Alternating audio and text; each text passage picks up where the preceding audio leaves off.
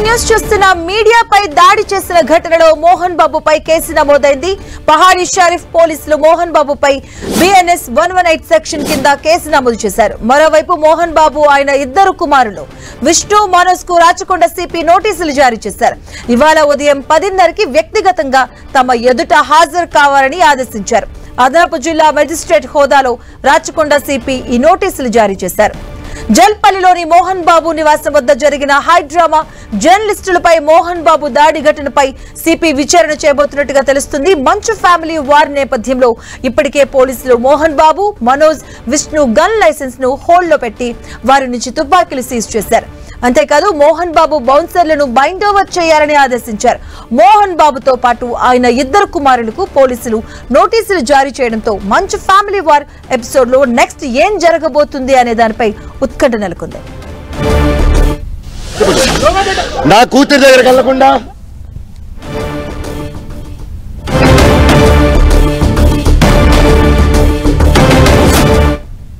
ఇదే అంశానికి సంబంధించిన పూర్తి అప్డేట్స్ మా కరెస్పాండెంట్ సునీల్ అందిస్తారు. సునీల్, మోహన్ బాబుపై ఇప్పటికే పాడేశ్వరి పోలీస్ స్టేషన్లో కేసు నమోదు కావడం జరిగింది. 118 సెక్షన్ కింద BNS యాక్ట్ ప్రకారం మోహన్ బాబుపై కేసు నమోదు చేసుకోవడం జరిగింది. కానీ అటు అటెంప్ట్ మర్డర్ కేసు నమోదు చేయాలంటూ కూడా ఇప్పటికే జర్నలిస్ట్ సంఘాలు పెద్ద ఎత్తున డిమాండ్ చేస్తున్నారు. కేవలం మామూలు సెక్షన్స్ మాత్రమే, అంటే బెయిలబుల్ సెక్షన్స్ మాత్రమే నమోదు చేశారు. కానీ ఇదంతా కూడా అటెంప్ట్ మర్డర్ కేసు 109 BNS కొత్తగా వచ్చినటువంటి BNS యాక్ట్ ప్రకారం 109 కింద మోహన్ బాబుపై కేసు నమోదు చేయాలంటూ కూడా జర్నలిస్ట్ సంఘాలు డిమాండ్ చేస్తున్నారు. ఈరోజు పెద్ద ఎత్తున పిలుపును కూడా ఇవ్వడం జరిగింది. పెద్ద ఎత్తున మోహన్ బాబు ఇంటి వద్ద ఆందోళన చేయడానికి జర్నలిస్ట్ సంఘాలు కూడా సిద్ధమైనటువంటి పరిస్థితి కనబడుతుంది. మనం చూడొచ్చు, నిన్న అటు జల్పల్లి మోహన్ బాబు నివాసం వద్ద జరిగినటువంటి పరిణామాలు, ఆ తర్వాత పోలీసులు కేసు నమోదు చేసుకోవడం, ఆ తర్వాత నిన్న గన్మెన్స్ వారి వ్యక్తిగతంగా ఉన్నటువంటి గన్స్ ని బైండ్ ఓవర్ చేసుకోవడం, ఆ తర్వాత సంబంధించినటువంటి సెక్యూరిటీ బౌన్సర్లందరినీ కూడా బైండ్ ఓవర్ చేసుకోవడం జరిగింది. ఈ ఘటనకు సంబంధించిన దాంట్లో ఇప్పటికే అనేక జర్నలిస్ట్ సంఘాలు కూడా ఖండిస్తున్నటువంటి పరిస్థితి కనబడుతుంది. నిన్న మొత్తం కూడా దాదాపు గత వారం రోజుల నుంచి కూడా మంచు ఫ్యామిలీలో జరుగుతున్నటువంటి నాటకీయ పరిణామాలు, ఒక హైడ్రామా మొత్తం కూడా నిన్న ఏ విధంగా జరిగిందో మనం చూసాం. నిన్న ఈవినింగ్ పూట అంటే ఒక్కసారిగా మంచు మనోజ్ బయటికి రావడం, ఆ తర్వాత ఇంటెలిజెన్స్ చీఫ్ శివధరెడ్డిని, మరోవైపు తెలంగాణ DGP అడిషనల్ DGగా ఉన్నటువంటి మహేష్ బోత్ని కలిసి ఫిర్యాదు చేశారు. ఆ ఫిర్యాదు తర్వాత మళ్ళీ నివాసానికి, మోహన్ బాబు నివాసానికి వెళ్ళినటువంటి సమయంలో అక్కడ చోటు చేసుకున్న పరిణామాలు మొత్తం కూడా కవర్ చేస్తున్నటువంటి మీడియా ప్రతినిధులపై విచక్షణ రహితంగా దాడి చేస్తున్నటువంటి మోహన్ బాబుపై కఠిన చర్యలు తీసుకోవాలంటూ కూడా ఇప్పటికే పలువురు జర్నలిస్ట్ సంఘాలు, ప్రెస్ అకాడమీ చైర్మన్ శ్రీనివాస్ రెడ్డితో పాటు మాజీ చైర్మన్ అల్లం నారాయణ వీరందరూ కూడా ఖండించినటువంటి పరిస్థితి. పోలీసులు మాత్రము అతనిపై కఠిన చర్యలు తీసుకోవాలి, వెంటనే అరెస్ట్ చేయాలని డిమాండ్ చేసిన నేపథ్యంలో కేవలం మామూలు సెక్షన్స్ అంటే BNS యాక్ట్ 118 కింద మాత్రమే పోలీసులు కేసు నమోదు చేసుకోవడం జరిగింది. అటెంప్ట్ మర్డర్ కొత్తగా వచ్చినటువంటి 109 కింద కేసు నమోదు చేసి వెంటనే అతన్ని అరెస్ట్ చేసి రిమాండ్ చేయాలనేది జర్నలిస్ట్ సంఘాల ప్రధాన డిమాండ్. ప్రస్తుతం ఈరోజు మరొకసారి రాచకొండ పోలీస్ కమిషనర్ సుధీర్ బాబు కూడా వారి ముగ్గురికి, అటు మంచు మనోజ్కి, అదేవిధంగా విష్ణుకి, మరోవైపు మోహన్ బాబు కూడా నోటీసులు సర్వ్ చేశారు. వీరు వ్యక్తిగతంగా 10:30 ప్రాంతంలో పోలీస్ కమిషనర్ సుధీర్ బాబు ముందు విచారణకు హాజరు కావాలంటూ కూడా ఆ నోటీసులు పేర్కొనడం జరిగింది. కానీ ఆ ముగ్గురు కూడా మరి విచారణకు హాజరు కాకుండా గైడ్ హాజరయ్యే అవకాశం కూడా కనబడుతుంది. ఎందుకంటే ఇప్పటికే మోహన్ బాబు ఒక హైడ్రామా క్రియేట్ చేశారు. అతను కాంటినెంటల్ హాస్పిటల్లో ఎమర్జెన్సీ వార్డులో చికిత్స పొందుతున్నట్టు కూడా ఒక బులెటిన్ కూడా విడుదల చేసింది. అయితే జర్నలిస్టుల మీద దాడి చేసినటువంటి మోహన్ బాబు ఇప్పటికే అతని మీద దాడి జరిగింది, అతనికి దెబ్బలు తాకాయి, అతని ఆరోగ్యం క్షీణించిందని ఇప్పటికే ఒక హైడ్రామాని క్రియేట్ చేసి హాస్పిటల్లో అడ్మిట్ అయ్యాడు. ఇదంతా కూడా పూర్తిగా తప్పుదో పట్టించడానికి అటు మీడియాని, అదేవిధంగా సమాజంలో ఉన్నటువంటి సినీ ఇండస్ట్రీలో ఉన్నటువంటి వారందరూ కూడా మిస్యూజ్ చేసే విధంగా, divert politician Mohan Babu conduct చేస్తున్నారంటూ కూడా పెద్ద ఎత్తున ఆరోపణలు కూడా వినపడుతున్నాయి. ఇదంతా కూడా కావాలని మోహన్ బాబు ఒక డ్రామాకు తెర తీశాడు. మళ్ళీ ఈరోజు అతని హెల్త్ బులెటిన్ విడుదల చేయడం, ఆ తర్వాత అతనికి ఎమర్జెన్సీలో అత్యవసర చికిత్స అందిస్తున్నట్లు ప్రతిసారి కూడా బయటికి అంటే ఒక లీకులు ఇస్తున్నటువంటి పరిస్థితి కనబడుతుంది. కానీ జర్నలిస్టు రంజిత్ అనేటువంటి TV9 ప్రతినిధి కావచ్చు, TV5 కెమెరామెన్ కావచ్చు, చాలా మంది జర్నలిస్టులకు దాడులు చేశారు. బౌన్సర్లు విచక్షణ రహితంగా కర్ర కర్రలతో రాళ్లతో దాడులు చేస్తున్నటువంటి పరిస్థితి కనబడుతుంది. నిన్న మొత్తం కూడా అటు మోహన్ బాబు ఇంటి దగ్గర ఒక భయాందోళనమైనటువంటి వాతావరణం నెలకొంది. ప్రతిసారి కూడా ఫిలిం ఇండస్ట్రీలో ఉన్నటువంటి అనేక మంది పెద్దలు కావచ్చు, సీనియర్ నటుడుగా ఉన్నటువంటి మోహన్ బాబుకు అనేక సందర్భాల్లో మీడియా ఎంతగానో తోడ్పాటు చేసింది, ఆయనకు సంబంధించిన ప్రోగ్రామ్స్ ఎంతగానో కవర్ చేసింది. అయితే కుటుంబంలో వచ్చినటువంటి తగాదాలు, తన కుటుంబంలో చూసుకోవాల్సినటువంటి విషయాలు అది మీడియాపై రుద్దడం ఇది ఎంతవరకు సమంజసం అంటూ కూడా జర్నలిస్ట్ సంఘాలు తీవ్ర అభ్యంతరం కూడా వ్యక్తం చేస్తున్నాయి. ప్రస్తుతం మోహన్ బాబు పై కేసు నమోదు చేశారు. ఈ రోజు మరి కాసేపులోనే రాచకొండ పోలీస్ కమిషనర్ ముందు హాజరు కావాలని చెప్పారు కాబట్టి మరి హాజరవుతారు లేదని కూడా చూడాల్సి చెప్పవచ్చు. మధు, అంటే ఏ సెక్షన్స్ కింద వీళ్ళకి కేసులు నమోదు చేయడం జరిగింది? అలాగే మరోవైపు నిన్న నాటకీయ పరిణామాల మధ్య మోహన్ బాబు కూడా ఆయన హాస్పిటల్లో అడ్మిట్ అయ్యారు. ప్రెసెంట్ ఈ రోజు మరి విచారణకు హాజరయ్యే అవకాశాలు ఎంత మేర ఉన్నాయి? ఈ ఎపిసోడ్ లో ఎలాంటి నాటకీయ పరిణామాలు జరిగే అవకాశాలు ఉన్నాయి? ప్రస్తుతం అయితే మోహన్ బాబుపై పాడిషేరి పోలీసులు 118 సెక్షన్ కింద కేసు నమోదు చేశారు. అయితే పాత సిఆర్పిఎస్ ఐపీఎస్ ప్రకారం అతనిపై అటెంప్ట్ మర్డర్ 307 అంటే ప్రస్తుతం ఇప్పుడు ఉన్నటువంటి బిఎన్ఎస్ యాక్ట్ ప్రకారం 109 కింద కేసు నమోదు చేయాలనేది జర్నలిస్ట్ సంఘాల ప్రధాన నిర్ణయం. కానీ కేవలం మామూలు సెక్షన్ మాత్రమే అంటే బెయిలబుల్ సెక్షన్ 118 కింద మాత్రమే పోలీసులు కేసు నమోదు చేసుకోవడం జరిగింది. ఇది పూర్తిగా అతన్ని మిస్యూజ్ చేసి అతన్ని తప్పించడానికి ప్రయత్నం చేస్తున్నారనే ఆరోపణలు కూడా వినపడుతున్నాయి.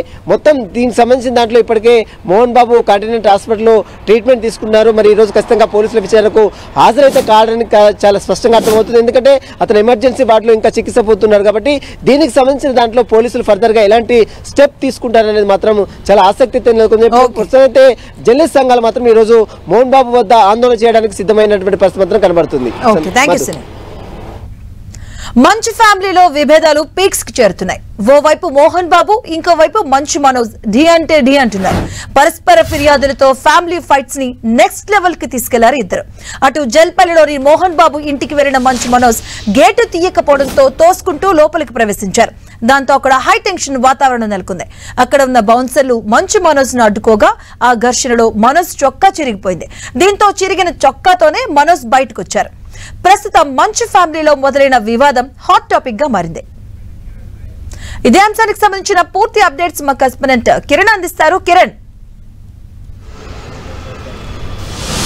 మధు, ఇటు మంచు ఫ్యామిలీలో ఇటు తండ్రి కొడుకులకు సంబంధించిన వివాదం కాస్త మీడియా వర్సెస్ మోహన్ బాబుగా మారిన పరిస్థితి కనిపిస్తుంది. నిన్న సాయంత్రం ఒకసారిగా మంచు మనోజ్ తన ఇంట్లోకి వెళ్లేందుకు ప్రయత్నం చేయగా అక్కడ సిబ్బంది గేట్ ఓపెన్ చేయకపోవడంతో గేటు బద్దలు కొట్టుకుని లోపలికి వెళ్లిన మనోజ్ ఆ తర్వాత అతడి చొక్కా చినగడంతో బయటకు వచ్చి బయట ఉన్న మీడియాను లోపలికి తీసుకెళ్లే ప్రయత్నం చేయడంతో ఒకసారిగా ఆ కోపానికి ఆగ్రహానికి గురైన మోహన్ బాబు కూడా మీడియా సిబ్బంది దాడి చేయడంతో అక్కడ నిన్న సాయంత్రం నుంచి రాత్రి 10 గంటల వరకు కూడా ఉద్రిక్త వాతావరణం చోటు చేసుకుంటూ చెప్పుకోవాల్సి ఉంటుంది.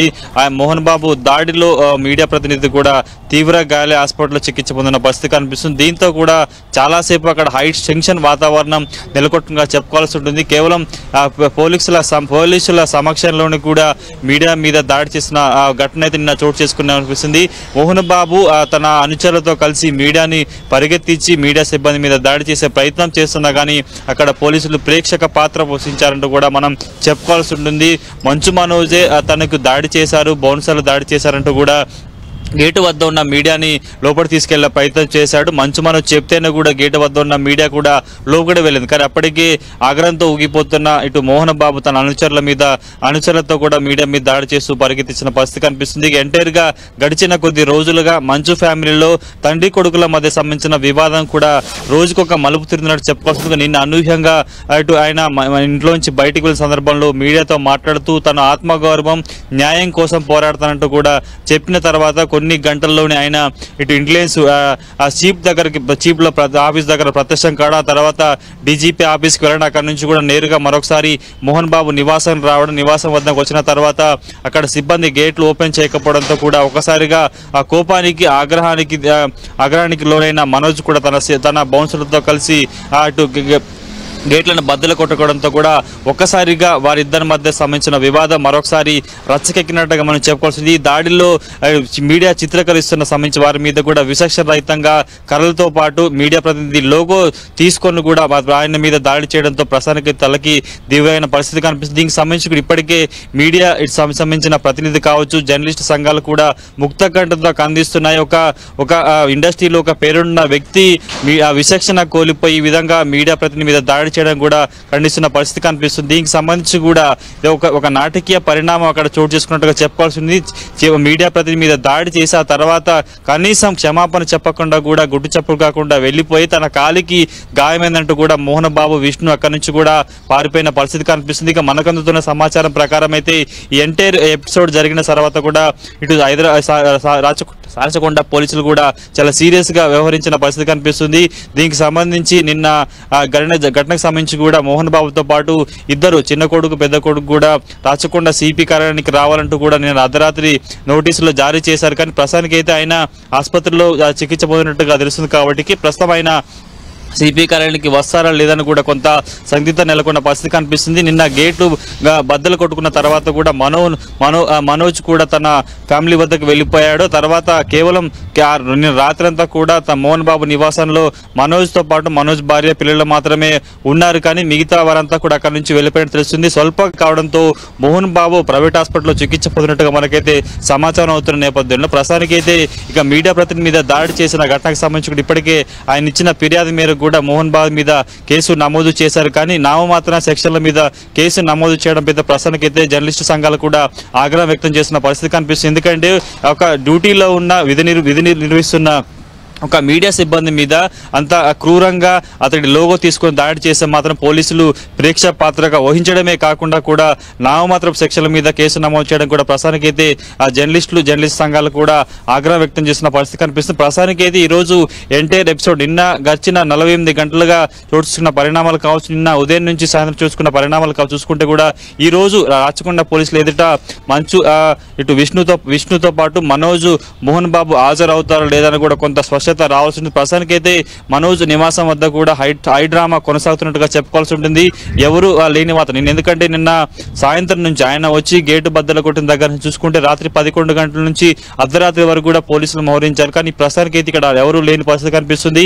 ప్రస్తుతానికి నిన్న రాత్రి ఘటన చూసుకునే నేపథ్యంలో కూడా మోహన్ బాబు సర్వీస్ రివాల్వర్ ను కూడా సీజ్ చేసినట్టుగా తెలుస్తుంది. కాబట్టి ప్రస్తుతం రాచకొండ పోలీసుల నోటీసులకి ఇంకా ఎలాంటి రిప్లై లేదు. కాబట్టి న్యాయపరంగా న్యాయవాదితో కూడా వెళ్ళే అవకాశం ఉంటుందా, లేకపోతే ఏం చేస్తారు ఏంటన్నది కూడా ప్రశ్నకే స్పష్టంగా నిన్నటి పరిణామాలు కూడా కొంత ఇటు మీడియాలో కావచ్చు, తెలుగు ఇండస్ట్రీలకు సంబంధించి కూడా కొంత చర్చనీయాంశంగా మారినట్టుగా మనం చెప్పుకోవాల్సి ఉంటుంది. Okay, thank you Kiran.